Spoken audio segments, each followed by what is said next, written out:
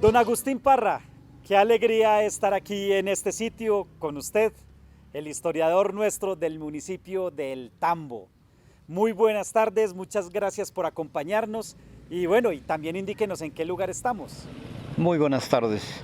Precisamente nos encontramos en la gruta de Nuestra Señora de Lourdes, un monumento construido en el año de 1943 en honor al Congreso Mariano. ¿Cuáles fueron los primeros habitantes que tuvo esta región y por supuesto el Tambo? Los primeros habitantes de esta comarca fueron quillacingas. Cuando los primeros españoles llegaron a esta comarca, encontraron un pueblo disperso llamado Mataconchuy. Prácticamente Mataconchuy no fue solo el pueblo, fue una región que abarcaba parte de la actual Florida, Sandoná y el Tambo. La palabra Mataconchuy prácticamente no está bien traducida al español, pero se tiene noticias que significa nacimiento. Conchuy es nacimiento, mata es género, ¿ya? La palabra no está bien aclarada, pero sí aquí podemos encontrar de ese pasado toponimias y hay también apellidos que aún conservan la etnia, ¿ya?, de ese tiempo. Por ejemplo, podemos nombrar apellidos que son abundantes aquí. Hay Pachajoa, Chinchajoa, Cinza, Panchalo, Botina, Matabajoy. Son apellidos de tradición indígena. ¿Qué idioma se hablaba por acá en esa época? En ese entonces el idioma quillacinga, ¿ya?, los primeros habitantes quillacinga, de ese pasado. Toponimias, por ejemplo, Pocaurco, Chagraurcu, Molinoyacu ya es palabra compuesta por una palabra española y una indígena. Entonces son las pocas toponimias que se conservan, ¿ya?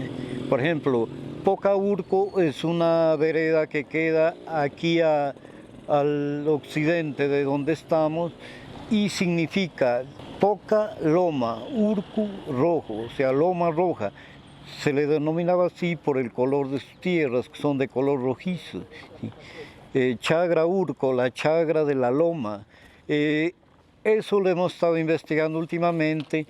El Cerro de la Espada antiguamente llamaba Curiurco, que significa Cerro de Oro, y precisamente en sus faldas nace el río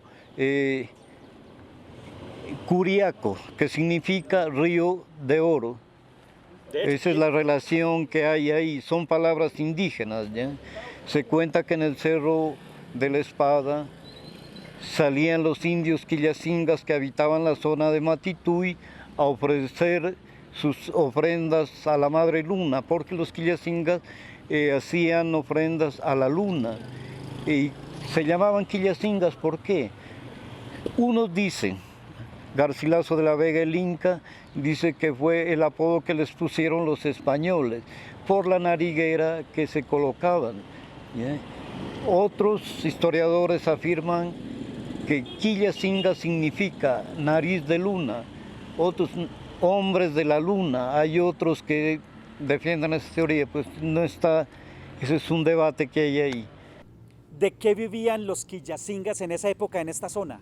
Los quillacingas en esta zona únicamente vivían de la agricultura, prácticamente la minería, pues se los únicamente para ofrendas y para adornarse, ¿sí? La cerámica, aquí la huaquería ha sacado muchos tesoros, inclusive las piezas de orfebrería son hermosas, ¿ya? El oro que trabajaron aquí, los discos rodantes que se encuentran en el Banco de la República son de origen tambeño.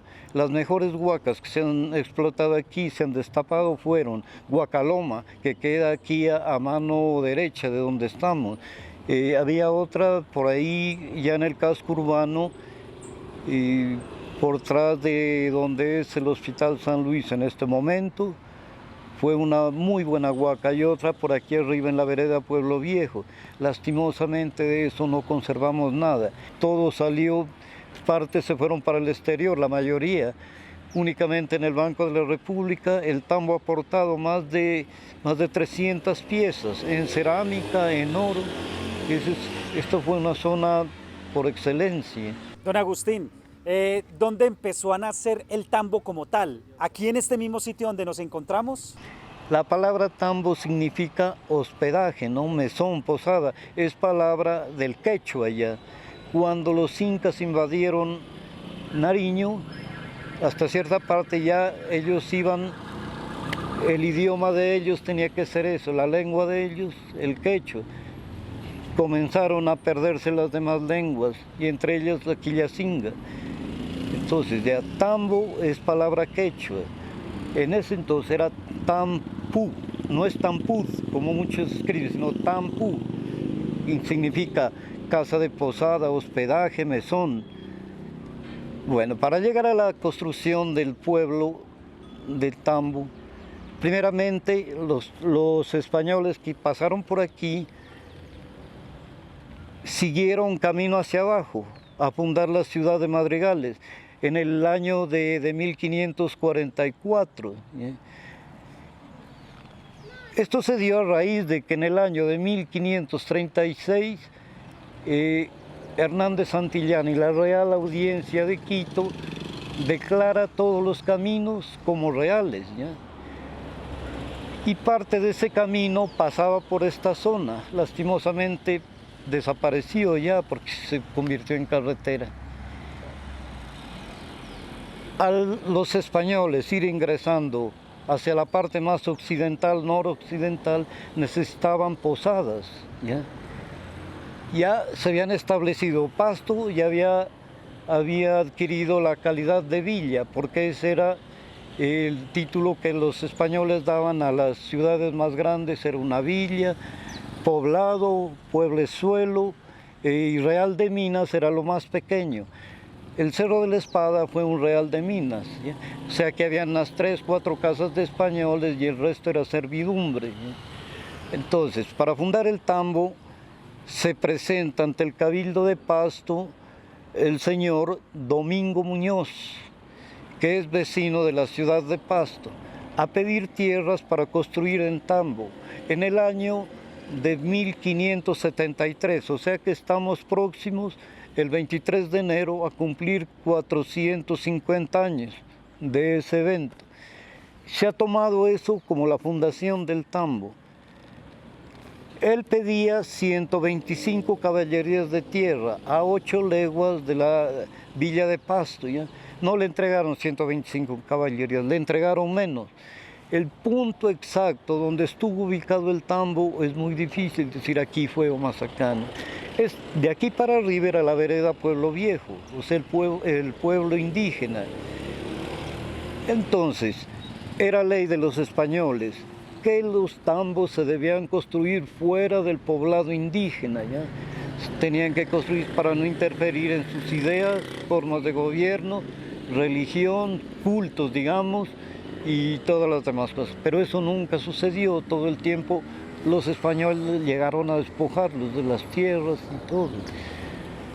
Le concedieron las tierras a Domingo Muñoz y se fundó el primer Tambo. El primer español, digamos, que se tiene noticias que ingresó aquí fue Hernán de la Espada. Hernán de la Espada pide tierras para explotar y las minas de oro. Le concedieron 40 minas de oro, entre ellas las de aquí del Cerro de la Espada, por eso lleva ese nombre, el Cerro de la Espada. Y le conceden minas. Le donaron 3 pueblos, Matituy, Genoy, la actual Florida y el Tambo, era Mataconchuy, ¿no? Con sus nombres indígenas. Entonces ya después los españoles iban dominando las tribus y fueron ingresando, porque hacia la banda derecha del río Patía había una tribu muy feroz que eran los Indahuas.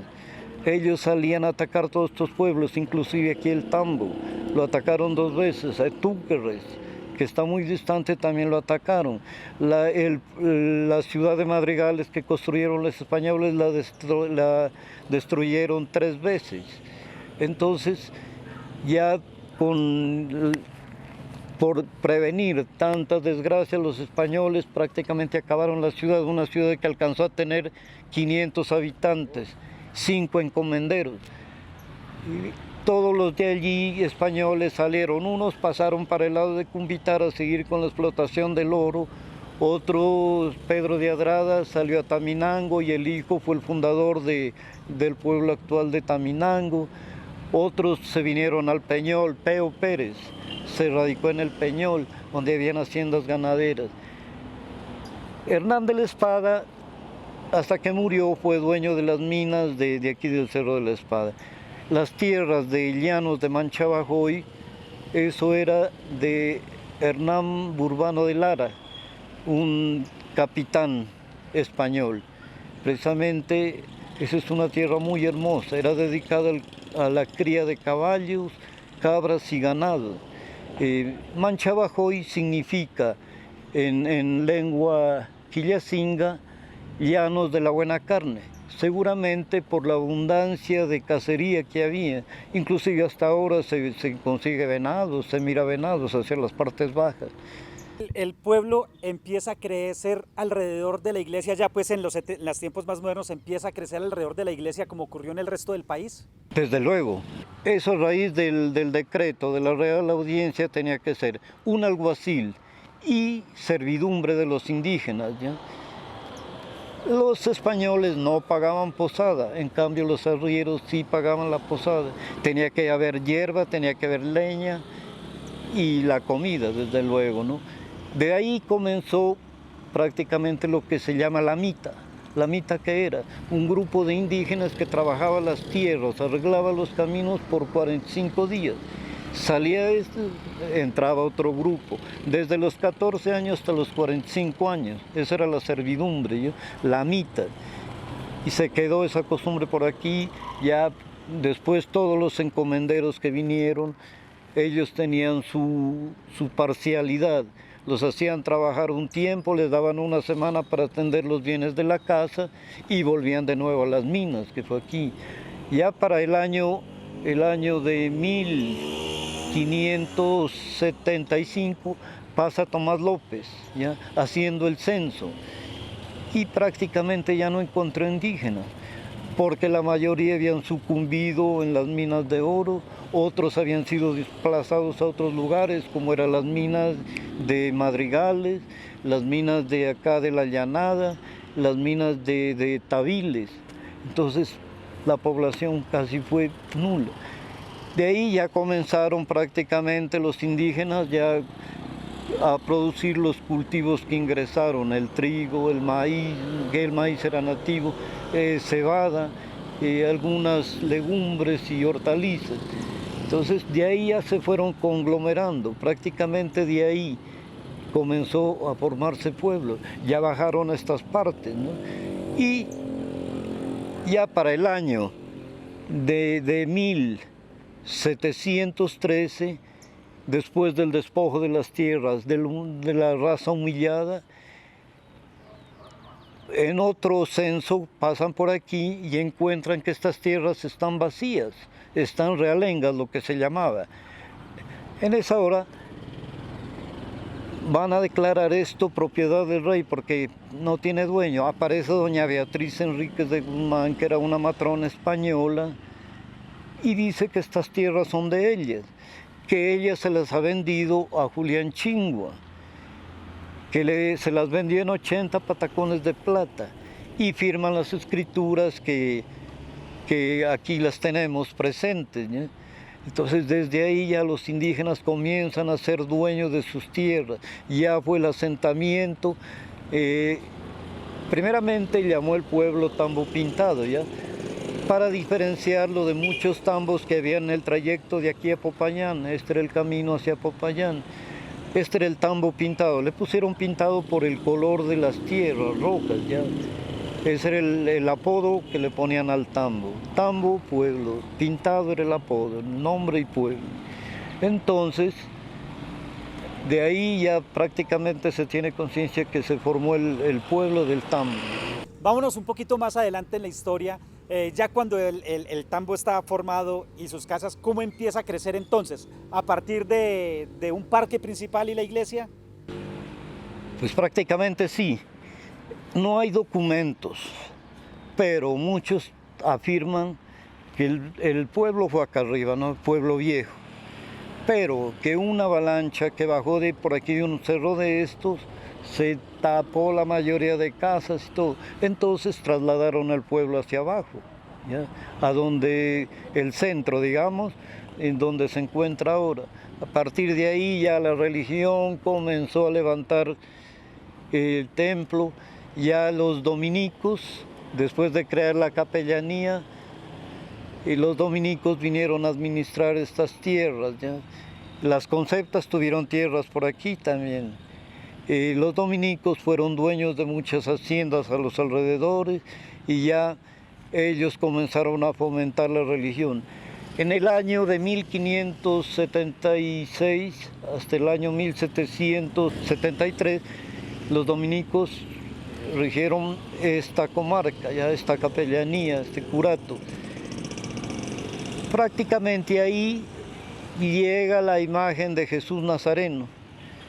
Cuenta la historia que venían dos imágenes, ¿ya? Que las regalaba el virrey José Solís Pons de Cardona. Regalaba las imágenes para el curato de Quito, el curato de Santo Domingo de Quito. Por cosas del destino, no sabe por qué, una imagen quedó aquí y otra está en Túquer. Entonces la gente se aferró a la imagen, ya bueno, y de ahí comenzó a construirse una capilla en ese entonces, la capilla de la Cofradía de Nuestra Señora de los Dolores y de Natividad.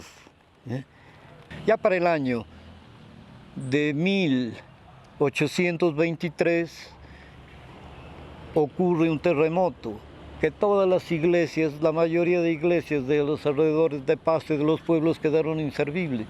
Ya para el año de 1828 llega el padre Agustín Rosero a pedir permiso al obispo para construir el nuevo templo. No se interrumpió la construcción hasta el año de 1909.